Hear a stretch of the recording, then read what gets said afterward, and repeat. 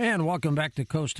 George Norrie with you. Isabella Green with us. First-time guest is a metaphysical specialist, spiritual healer, author, and service to the evolution of consciousness and the ascension of humanity. Since her powerful reawakening, Isabella has dedicated her life to multidimensional work, which extends beyond the limitations of 3D.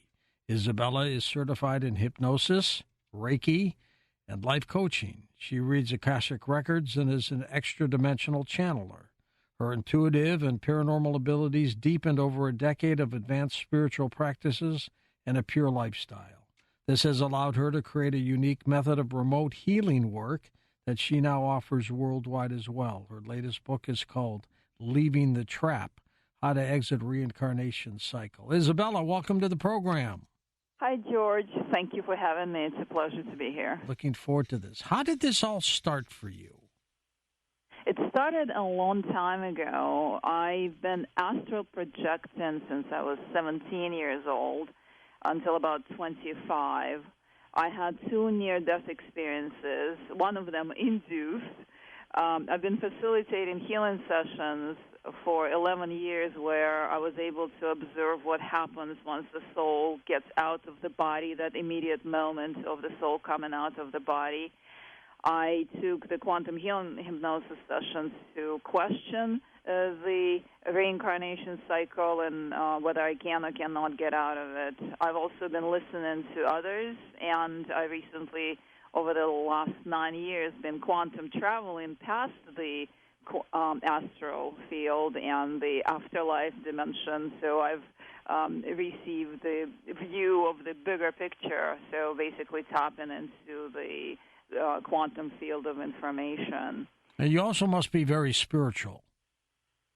I believe that any person who lives the good life or the life without regret in service to others is a spiritual person. When you were doing your astral projecting, did you do it at will, or was it accidental when it first started? No, absolutely. I wanted to learn how to astral project. Back when I was that young, at 17 years old, I had a friend who was a shaman, and he talked about it a lot. He didn't really teach me much until I started to astral project on my own, because I really wanted to astral project. But astral projecting takes you into the astral plane. It does not take you past the astral plane. But between the age of 17 and about 24, 25, I did a lot of exploration of the astral plane on my own. I taught myself on my own, although I had an idea. And the shaman that I'm mentioning trained me how to avoid the pitfalls of the astral dimension once I already started doing that. Isabella, what was that moment where you decided, I'm going to do this for a living? It kind of was decided for me because I worked in the financial services industry. I lived in New York City. I was very much a rock star by night and a professional by day. And by no means did I have any idea that I was going to be who I am today, even 10 years ago. But then around 2010, I got laid off. They gave me a year of pay. Wow. And during that year, as a severance package. And during that year, I started asking bigger questions. I started asking, why am I here? What am I here to do? And the answers started coming in bit by bit, because I promised that if I was told 10 years ago what I was going to be doing right now, I probably would have turned around and went right back to like Morgan Stanley or something because it would have sounded really, really odd to me back then. I had no idea about what I'm doing right now back then. You mentioned the reincarnation cycle in your book. What exactly is that? I suggest that the reincarnation cycle is the artificially maintained system around Earth that traps and recycles souls. But other planets, in my observation, also have reincarnation cycles of their own. However, the planets that participate in the whole reincarnation cycle system on the same level of consciousness development as Earth plane. So we're talking something below 5D, so between 3.1 and 4.9D, if you want to use numbers here. And they also participate in our reincarnation cycle, and this is how I call it cross-species reincarnations happen. Give us your definition of reincarnation. What happens at death? What happens is at the moment of passing, as the soul comes out of the body and travels into the light. We all hear about that.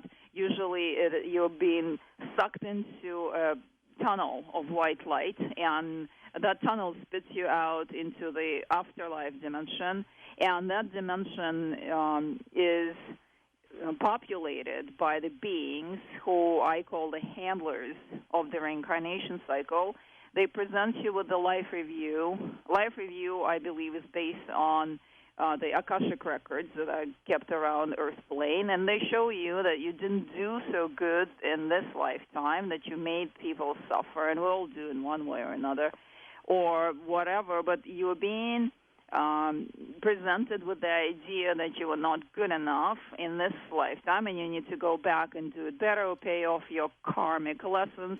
And then you take a little rest in the afterlife dimension, whether we call it hell or heaven, and I can go into either one of or both of these because I've visited both in my astral projection. And then about 3 years later, usually on average about 3 years later, the soul is back into the new body, except if the person passed suddenly or at a very early age, like in a car accident, then usually they come back 6 months to a year later, right back into their own family very often as new children. And I know this through the sessions and the past life readings that I facilitate for people. Isabella, when a soul stops reincarnating, what's the reason for that? I don't know that the souls that are already within the reincarnation cycle are able to stop reincarnating. There are souls that have been here for centuries. They don't reach a high plateau or a level where they don't have to come back? This I am not exactly sure about, but my understanding, my present-day understanding is that you continue being recycled as long as you are within the reincarnation cycle. So I do not see that it naturally allows you to get out because then it defeats the whole purpose of the reincarnation cycle. Well, that's true, too. Now, why would some people want to exit the reincarnation cycle, as you mentioned in your book? I think it's all about freedom of choice. I'm all for freedom of choice, and I believe that every soul has the right to decide for themselves and choose whether they want to continue with Earth plane, because there are millions of people who love it, and they don't even imagine that they can do anything else, and that's fine. They should be able to continue being recycled or having lives on Earth. But those who are tired or have had enough or feel that they have already fulfilled their obligations or the contracts that they made with themselves when they agreed to come into the Earth plane the very first time, they should have a choice and they should have a right to get out.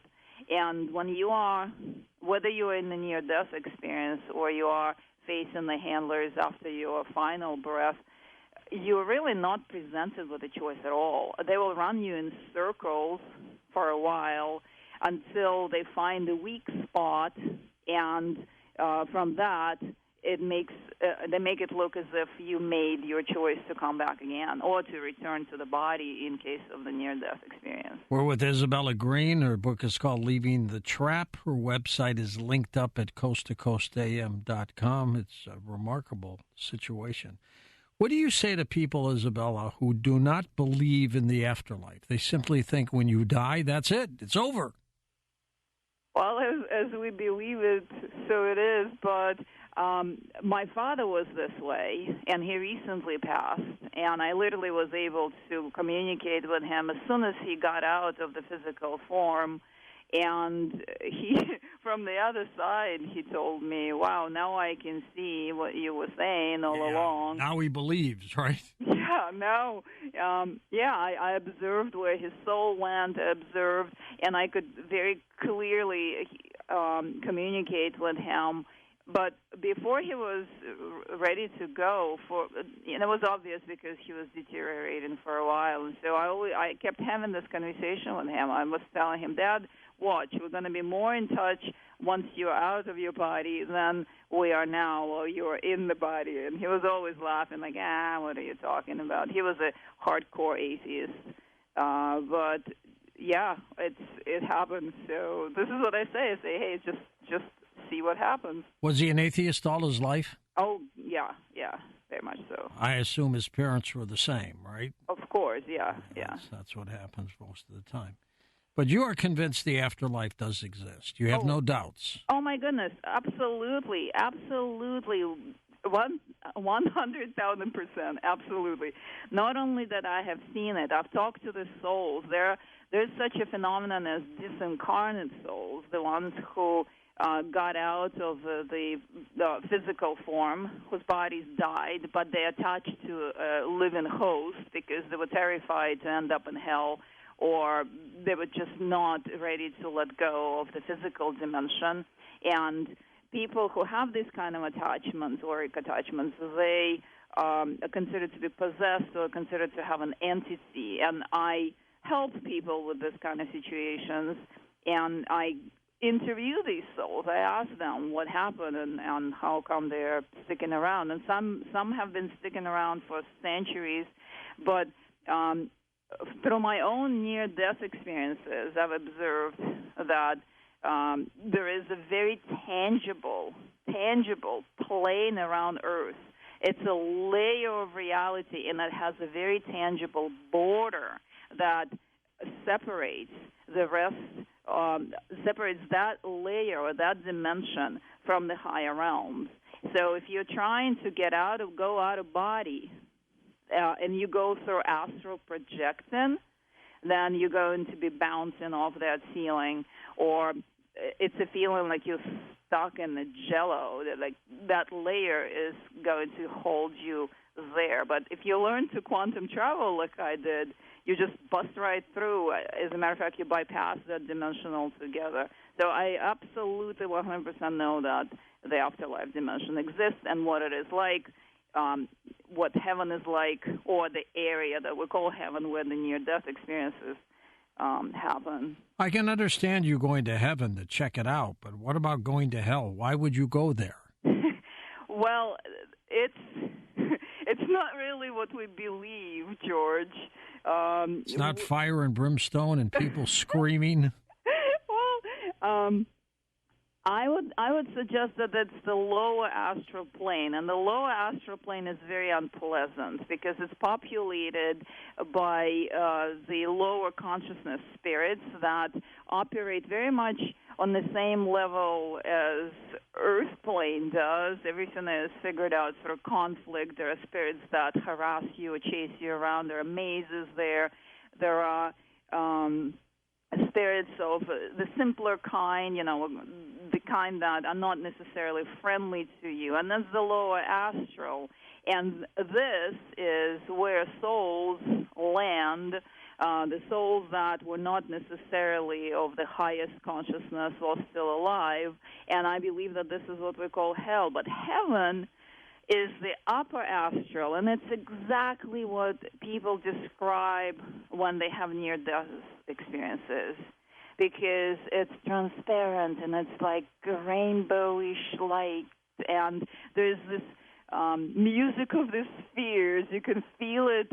Well, if you had cells, I would say that you feel it with your cells, but as if it's coming from all directions. And this beautiful-looking beings, and the beings, by the way, depend on what you believe in. So if you believe in angelics and ascended masters, you're going to observe this kind of being. They'll be there for you. Yes. If you don't believe in these, then you're going to see your deceased loved ones, which I posit that it's still these are still the handlers of the reincarnation cycle that just can take any shape or form that would be the most convincing for you. Describe heaven to us. Well, this is what I was just starting to describe. It's an incredible feeling. The reason people that have near-death experiences are transformed is because they have a chance to dip their toe into what the natural state of the soul is supposed to be, the love, the kind of love that we do not have on earth and that we are all starved for, because it's the memory, the innate memory of the soul. And so you experience this feeling of all-encompassing love, and everything is peaceful and quiet, and the colors are this pastel rainbow colors, and the beings around you and yourself are semi-transparent, and you feel this music of the spheres, like I said, and it's just really, for people, it is anything that they wish to experience or that they believe in. So if they believe it's a garden, they see it as a garden, but in this kind of presentation, and it's all transparent and beautiful.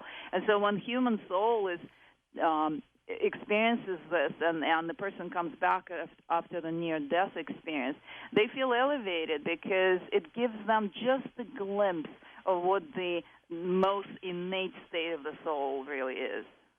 Now, when people have their near-death experiences, right, do they see their dearly departed loved ones? Who comes to them to aid them? I doubt that. I honestly doubt that. I believe that the ones who come to aid them or to send them back to the body. Right. Go back. Okay. Right, exactly. The reincarnation cycle handlers. And these are the shape-shifting beings, and they can take any shape that will be convincing for you. So if it's the loved ones that you believe or that they know, they look for your weakest spot. So if it's guilt, then you'll be guilted. If it's love, then you will be shown the one that you loved the most and lost, and you miss them so much. Like in the movie Contact, if you remember. Oh, sure. Right? Yeah. The father showed up. And what did he say? He said, I'm in this form because then you'd be more comfortable this way. So I believe that the system that sends souls back into the bodies after the near-death experiences, the beings are the same as the beings handling the reincarnation cycle. When you reincarnate, do you reincarnate throughout the universe? Or are there other planets involved? Where does the cycle begin? Yeah, I have observed that the Earth plane, the reincarnation cycle that has to do with the Earth plane is within the dimensional layer that is on a similar consciousness development as Earth, and all the planets on the same level of consciousness development. For example, there are beings in the Pleiades, in the Pleiadian constellation, sure, that are of the fourth dimension, or fifth dimension, sixth dimension. There are all kinds of beings populating other constellations as well. And so the cross-incarnation from one planet into the next, and from one reincarnation cycle into the next. All right, hold on for a second, Isabella. We'll come back and talk more about this in a moment. And we are back with Isabella Green, author of Leaving the Trap. Isabella, is it important, is it worthwhile for us to leave the reincarnation cycle, or should people stay in it? I think everyone should have a choice and decide for themselves, because some people love it and cannot imagine doing anything else, and so they belong here, they belong on Earth, or maybe they need another 26,000 rounds of incarnations right. on Earth. But there are those who have been here from the very beginning of time. At some point in my meditations, I remembered when I made a decision to join the reincarnation cycle or come to Earth from a different planet, an entirely different reality. And that was before the human race even existed. So I was an entirely different physical form on Earth plane in my first earthly incarnation. But after that, I've been trapped here and recycled for centuries. And this is the first incarnation that I am come into the knowledge, or have come into the knowledge that I can actually get out. So my soul is tired of being here, and I would love to just retire into the void, or to go into an easier reality and rest for a bit. So I think it's up to each individual to decide for themselves, and this is what my book is about, because I am a big advocate of free will. Take us on a hypothetical mission for a moment. Somebody, and let me set the scene for you. Somebody, they're in their 80s, they're sick, they're in bed, and they die. They just stop breathing and they die in bed. What happens from the moment they physically have died? They come out of the body, and there is a tunnel. Very often, most of the time, it's just the tunnel of white light. Do they know they've died? Yeah, because you can turn around and see your body no longer alive. Are they scared? Are they in shock? No, usually it's a relief. I'm saying this because I've been present through my healing work. I've been present in spirit in the room, so I'm in the same form as the soul that just came out. Yeah. On a number of occasions when people passed and their loved ones asked me to just be present there and see where they go. All right, so it leaves the body. Right. Then what happens? It comes out of the body. Usually there is a beam of white light, and they literally get vacuumed right into it. Sometimes they're able to go visit their loved ones, and loved ones very often mention that, oh, I saw my father when they didn't know that they passed. My father, walked through my apartment, or my father showed up in my room and I woke up in the middle of the night. So that will be just about a moment, and then they're pulled into the tunnel of white light, and that tunnel takes them into the afterlife dimension, and the life review takes place, and then they are basically pressured, maybe, or they go by choice to agree that they're going to come back to Earth at a certain point. How many souls, what % do you think reincarnate? Everyone who is on Earth. Because once you are in within the reincarnation cycle, once you've entered, it's like the California hotel in that song, right? That you can check in any time, but you can never leave.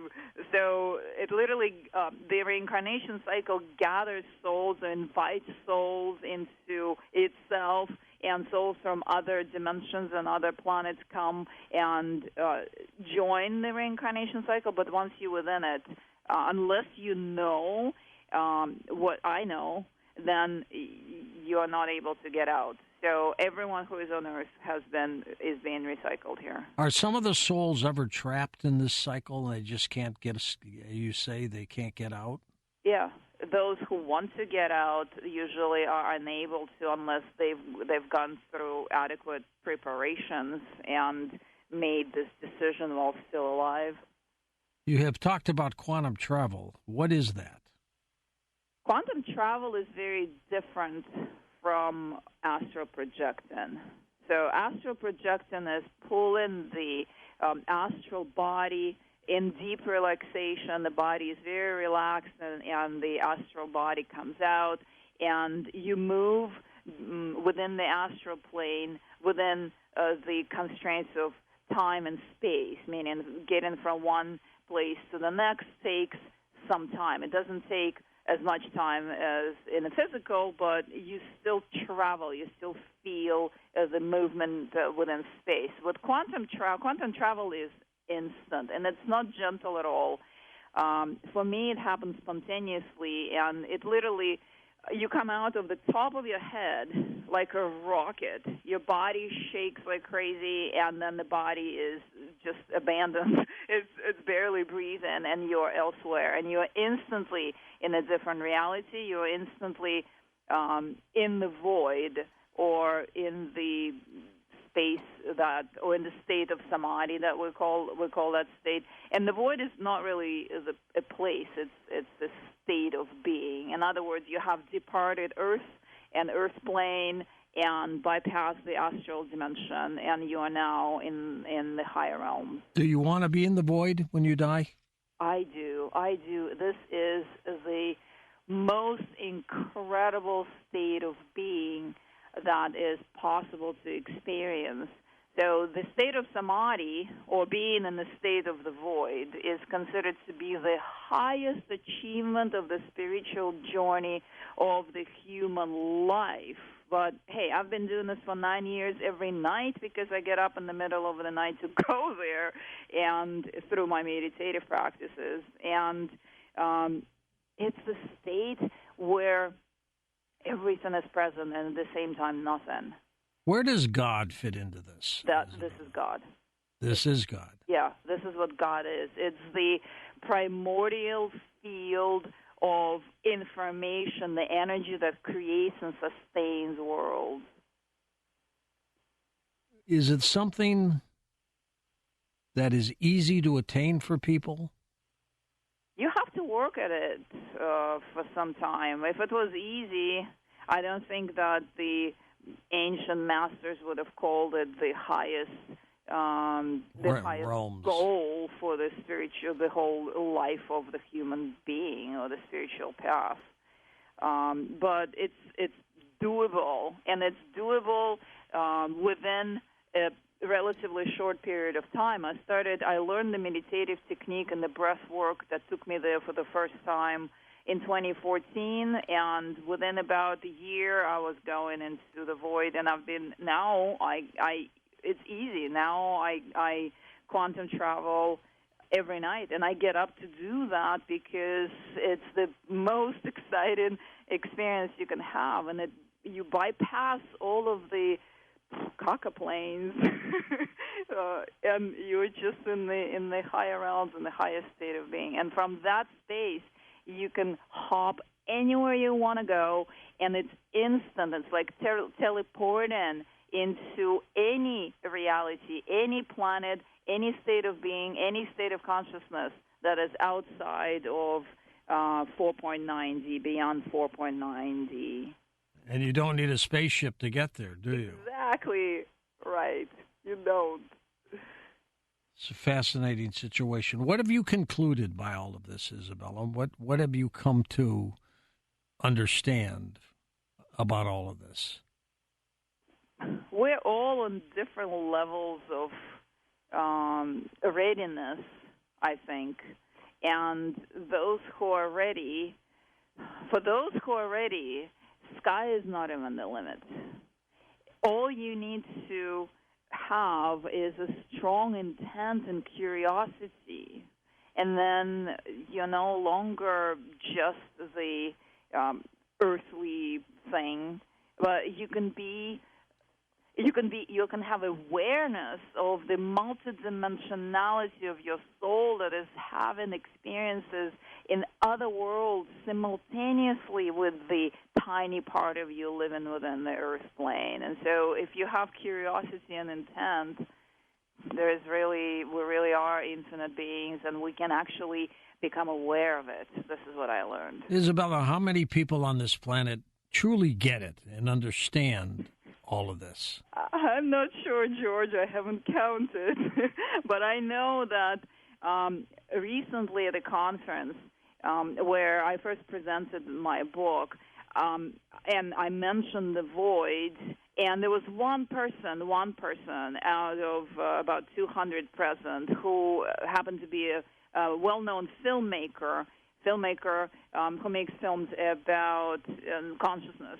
She said, I've been to the void. I've been there, and I've seen it, and I've experienced it. I know exactly. And she started crying because she said that she has not met anyone else who had this experience. So we had a really heart-to-heart moment there.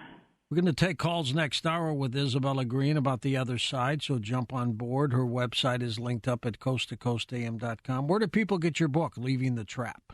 It is on Amazon.com right now. Is it in bookstores or just Amazon? No, it's just on Amazon at the moment. Tell me about the cover.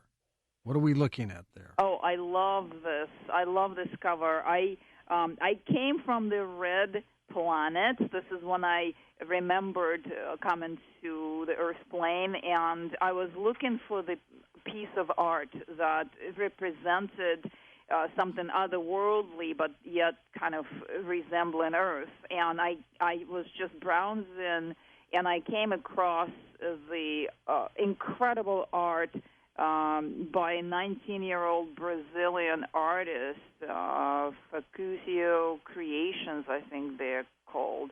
And this image just fit exactly the vibration, the feeling of the book. So I'm very pleased. I'm so happy I found it. It was great. And tell me about those little red orbs or balls that are down there on the planet's surface. What are they? This reminds me of the state of being that I was in when I decided to come into Earth plane. I was a part of the soup of consciousness on the red planet, and it had the color red, as if the sunlight was red color. But we did not really have the physical form, and we didn't have the living or the housing. We did have a mountain that's on the cover right there, too.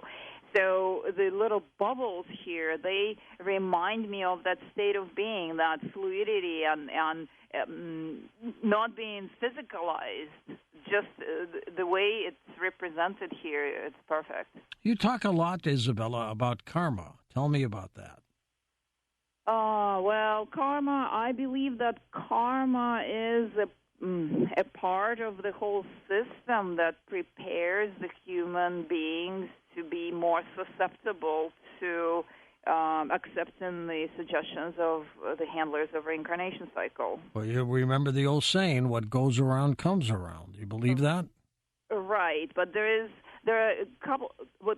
What we put out, we get back. That's the law of attraction. Sure. But we get back the same exact thing here in this plane, and it is a very basic vibrational match. It's neutral, and then there is no guilt in that. It's just the law of the universe. But when you are facing the handlers of the reincarnation cycle, they're going to present to you, oh, you made this person suffer, now you have to go back and suffer the same way. That's karma. And because we are, or you're paying off your karma. And the whole tradition within the Hinduist and Buddhist teachings and the yoga community, they all are talking about that they're here paying off karma. And so it makes it easy to continue suffering because you're paying off karma. And so I think that the whole idea fits really well into the agenda of the reincarnation cycle handlers. Where did the serial killers and murderers and those people go when they die? They go into the lower astral first. I'm pretty sure about that because that's where I encountered, during my astral projection, I encountered very uncomfortable situations with discarnate souls that were of this kind of behavior.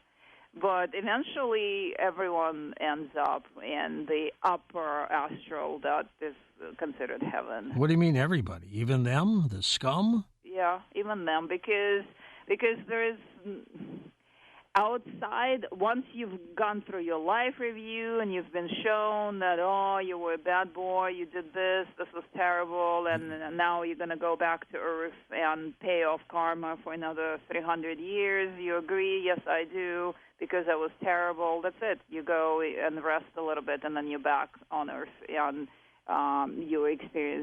you're suffering now to pay that off.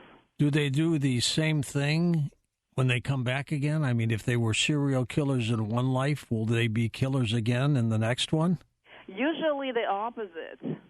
As far as I know it, it's usually the opposite. Like the rich person comes back as a poor one. The person who caused a lot of death to others has to come back and get killed over and over. Let's say he killed 10 people, so 10 lifetimes you get killed by someone else. And from the human perspective, this is what we believe is justice, right? Yeah, you did all this, and now you have to suffer the same way. From the perspective of the soul, I'm not so sure, and then I would say that this is used very well to continue collecting the loosh. All right, we're going to come back and take calls with you next, Isabella, right here on Coast to Coast AM.